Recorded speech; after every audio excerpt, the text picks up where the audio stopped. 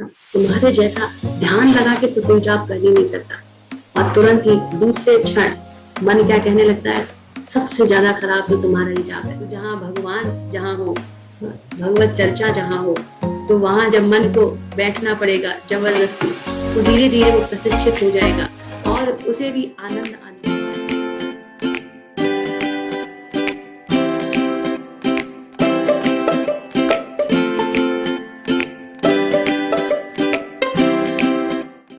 हरे कृष्णा। तो आज हम मन के विषय में थोड़ा सा और जानेंगे ना, क्या रोल है मन का।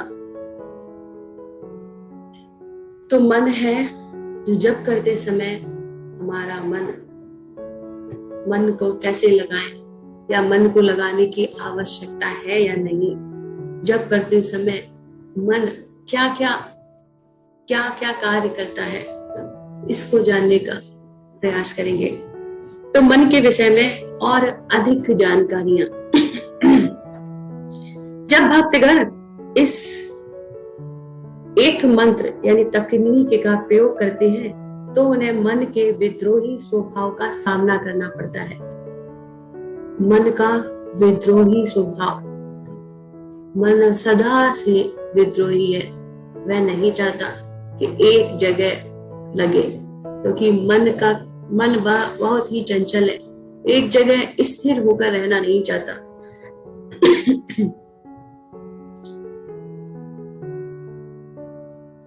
मन भटकता है प्रत्येक क्षण। जब करते समय प्रत्येक क्षण हमारा मन भटकता है, और भटकने के साथ साथ अनेक तरह की टिप्पणियां भी देता है। मन बहुत तरह की टिप्पणियां देता है जब करते समय। क्या टिप्पणी देता है कि तुम बहुत अच्छा जप कर रहे हो, तुमसे बढ़िया तो जब कोई कर ही नहीं सकता। जितने लोग यहाँ बैठे हैं उन सबसे बढ़िया तुम्हारा जाप है। तुम्हारे जैसा ध्यान लगा के तो कोई जाप कर ही नहीं सकता। और तुरंत ही दूसरे क्षण मन क्या कहने लगता है, सबसे ज्यादा खराब तो तुम्हारा ही जाप है। देखो सब कितने अच्छे से कर रहे हैं, लेकिन तुम्हारा जाप सबसे ज्यादा खराब है। तो मन इस तरह से कार्य करता है। कभी उसी कार्य को में आलोचना निकालने लगता है, कभी तुरंत समर्थन में हो जाता है, और कभी विपरीत हो जाता है। हमें कृष्ण के पवित्र नाम को फिर भी सुनते रहना है। मन कोई भी टिप्पणियां करे, कुछ भी करे, मन कितना भी विघ्न डाले, लेकिन फिर भी हमें भगवान के नाम को सुनते ही रहना है। बार बार प्रयास करना है सुनने का। हम मन को जब वह इस तरह की टिप्पणियां दे, आलोचना करे ना, जब आपसे बोले कि आपका जप एक पल में कहता है बहुत बढ़िया है, दूसरे ही क्षण में बोलता है बहुत घटिया आपका जप है, तो हम क्या करेंगे, मन को विश्वास दिलाएंगे। क्या विश्वास दिलाएंगे कि अगर आप भगवान के नाम को सुनेंगे तो आपको सुख की प्राप्ति होगी, आनंद की प्राप्ति होगी। इस तरह से मन को बार बार याद दिलाना है। कभी कभी मन क्या होता है, करते करते जाप करते करते आपको ऐसा विश्वास दिलाएगा कि बस अब उब गए, बस इतना बहुत है, थोड़ा कुछ बाद में भी हो जाएगा, हम बाद में भी कर सकते हैं। पर हमें क्या करना है, हमें जप को करते रहना है। उस समय हमें मन की बात को नहीं सुनना, पर हम विचार कर सकते हैं कि कहीं ये मन हमें इस जप से भटका रहा है ना। मन क्या विश्वास दिलाएगा, जब उस समय उब रहा होगा कि आपको अभी प्रसाद भी लेना है ना, अभी प्रसाद लेना है, अभी कुछ बनाना है, अभी ऑफिस में जाना है, अभी ये करना है, अभी वो करना है। जब मन उबेगा तो इस तरह के विचार मन में आएंगे ना, इस तरह के विचार मन में लेके आएगा। वैसे अभी क्या समय हुआ है, भले ही मन सूक्ष्म तथा स्थूल किसी भी कारण से विचलित हो, लेकिन हमारा क्या होना चाहिए, हमारा बिल्कुल दृढ़ विश्वास होना चाहिए ना, दृढ़ निश्चय होना चाहिए कि हमें अपने लक्ष्य तक पहुंचना है। मेरा लक्ष्य है भगवान के नाम को ध्यान से सुनना, आज के जाप का मेरा लक्ष्य है कि भगवान के नाम को ध्यान से सुनना, हरे कृष्ण मंत्र को ध्यान पूर्वक सुनना। ऊब जाना और ध्यान भंग होना जैसे मन को विचलित करने वाले अनेक अनुभव हैं।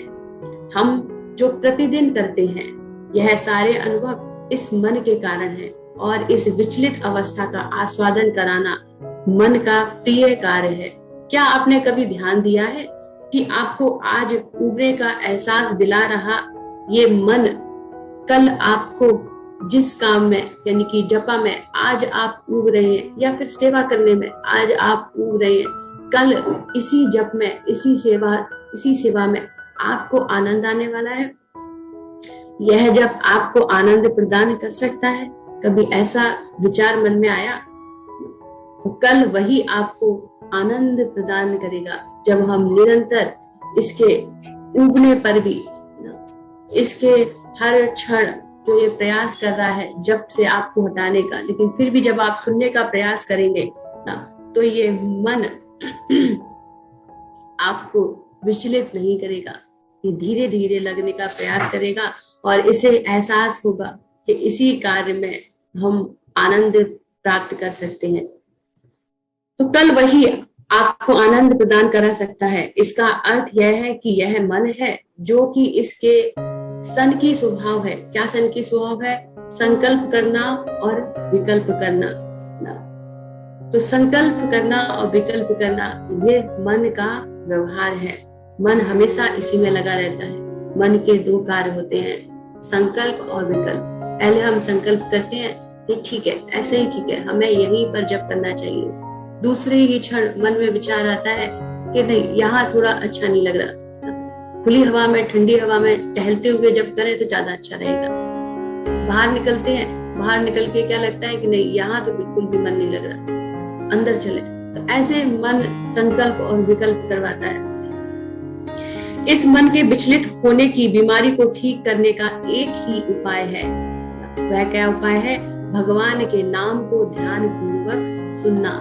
जब हम भगवान के नाम को ध्यान पूर्वक सुनते हैं तब मन को विचलित करने से हम रोक सकते हैं। मन के संकल्प और विकल्प करने के इस व्यवहार को रोक सकते हैं। यह मन बिल्कुल एक छोटे बच्चे के समान है।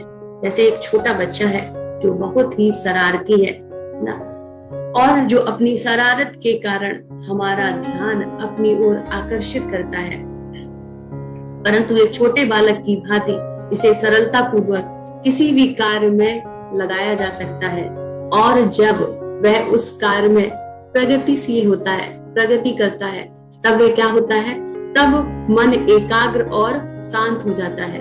चूंकि मन का कार्य अहंकार का बचाव करना है, इसे ऐसी वस्तुओं में ना लगने दें जिनसे घमंड तथा ईर्ष्या को बढ़ावा मिलता है।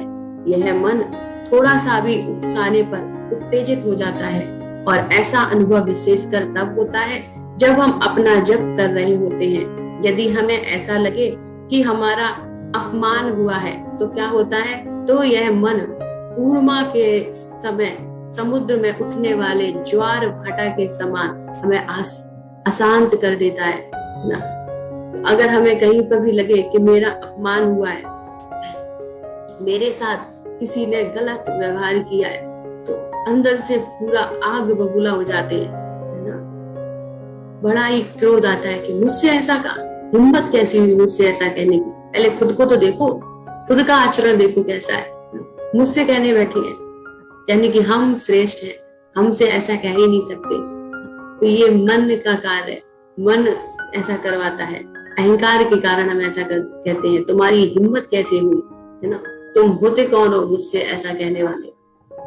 तो ये मन का कार्य है। जबकि जो भगवान का जाप करते हैं, जो भगवान के नाम को ध्यान पूर्वक सुनते हैं, उनका व्यवहार ऐसा नहीं होता, उनका मन ऐसा नहीं होता, क्योंकि वो अपना संबंध भगवान के साथ जान चुके हैं। वह जानते हैं कि हम दास हैं, हम दास हैं, हमसे कोई भी त्रुटि हो सकती है, क्योंकि हमारे अंदर बहुत सारी बुराइयां हैं। अनेक जन्मों से हमने अपनी बुराइयों को इकट्ठा कर रखा है। सुमेरु पर्वत के समान ढेरों सुमेरु पर्वत है, इतनी सारी हमने पाप और बुराइयों को इकट्ठा कर रखा है। तो भक्त एक समझता है, लेकिन जो अहंकार में डूबे होते हैं, जो अपने आप को ही सबसे अच्छा समझते हैं, वो इस बात को स्वीकार नहीं कर पाते। जो नहीं जानते कि हम भगवान के दासों के दास हैं। वास्तव में यह संभव है कि हम यह नहीं जानते कि हम कौन हैं। श्री चैतन्य महाप्रभु हमें सिखाते हैं कि यदि हमें अपनी वास्तविक पहचान ज्ञात हो जाए तो फिर हम कभी विचलित नहीं हो सकते। क्या है हमारी वास्तविक पहचान?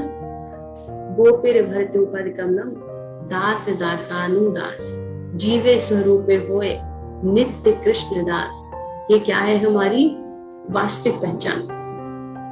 निसंदेह मन इस आत्म निरीक्षण से कभी सहमत नहीं होगा।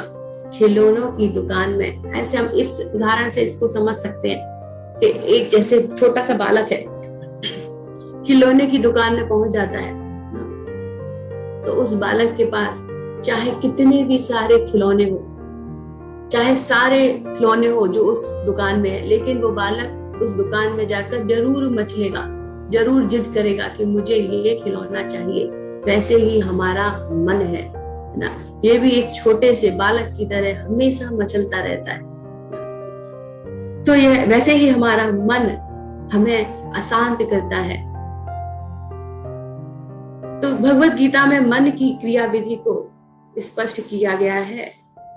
दूसरे अध्याय के 62वें श्लोक में क्या बताते हैं भगवान कि इंद्रिय विषयों का निरंतर चिंतन करते हुए मनुष्य की उसमें आसक्ति उत्पन्न हो जाती है। कब आसक्ति उत्पन्न होती है? जब हम जिस चीज का निरंतर चिंतन करते हैं। अभी हमारा चिंतन है सिर्फ इंद्रिय विषयों का, तो हमारी आसक्ति इंद्रियों के विषयों में ही है, और ऐसी आसक्ति से काम उत्पन्न होता है और फिर काम से क्रोध प्रकट होता है। तो अगर हम भगवान के प्रति अपनी आसक्ति को लगाएंगे, भगवान का चिंतन करेंगे, तो हमारी आसक्ति भगवान से होगी। और अभी हमारा चिंतन इंद्रियों का है, अभी हमारा चिंतन भोगों का है, अपनी इच्छा पूर्ति का है, तो हमारी उसी से आसक्ति है, हम उन्हीं से आसक्त हैं। मन पर निरंतर अनेकानेक संबंधनशील छवियां बरसती रहती हैं और यह उन छवियों में आसक्त हो जाता है और स्वयं को इस संसार का केंद्र एवं भोक्ता समझते हैं। इसके लिए कहीं भी शांति नहीं है। हमारी इस मिथ्या पहचान को विकसित करना ही अहंकार का प्रमुख कार्य है। हम वह नहीं जानते जो उपाधि हमें अहंकार ने दी है। इस अहंकार और मन के द्वारा पैदा किए गए किसी भी प्रकार के भ्रम से हमारा कोई संबंध नहीं है। यानी कि जो संबंध जहां हम अपनी आसक्ति को लगाए हैं, ये सिर्फ भ्रम है और इस भ्रम से हमारा कोई संबंध नहीं है। हमारा तो वास्तविक संबंध भगवान से है, क्योंकि हमारा वास्तविक संबंध उन्हीं से है। बाकी ये सारे संबंध जो हमें दिखते हैं, ये सब भ्रम है। मन चाहता क्या है? सब कुछ या कुछ भी? क्या चाहता है मन? क्या हमें सब कुछ चाहिए या कुछ भी मिल जाए? आपको क्या लगता है?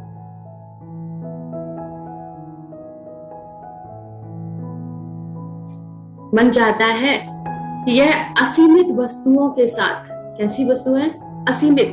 असीमित वस्तुओं के साथ एक वस्तु से दूसरी वस्तु पर उछलता रहता है। तो मन क्या चाह रहा है?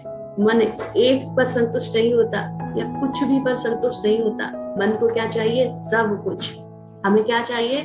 सब कुछ, क्योंकि अभी हम मन के दास हैं। जैसा मन कह रहा है वैसा ही हम करते हैं। तो मन को सब कुछ चाहिए, यानी कि हमें क्या लगता है? हमें सब कुछ चाहिए। यह एक वस्तु का यह क्या करता है? मन एक वस्तु को दुत्कारता है और दूसरी वस्तु को स्वीकार कर लेता है ना। पहले जिस वस्तु को स्वीकार किया उसी को क्या करेगा? दुत्कारेगा ना। फिर दूसरी वस्तु को स्वीकार करेगा और अचानक फिर उसी वस्तु को स्वीकार कर लेता है, क्योंकि मन स्थिर है ही नहीं। एक छोटे से बच्चे की तरह, चंचल बच्चे की तरह, जिसे पता ही नहीं है कि क्या सही है और क्या गलत है।